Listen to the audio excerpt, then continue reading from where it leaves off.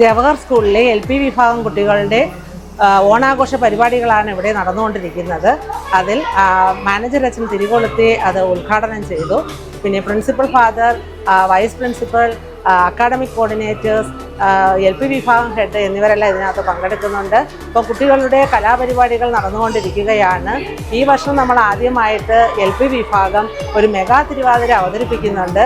അത് ഓപ്പൺ ഓഡിറ്റോറിയത്തിന് മുന്നായിട്ട് ഇപ്പോൾ അത് നടത്താനായിട്ടുള്ള ഒരുക്കത്തിലാണ് ഞങ്ങളെല്ലാം.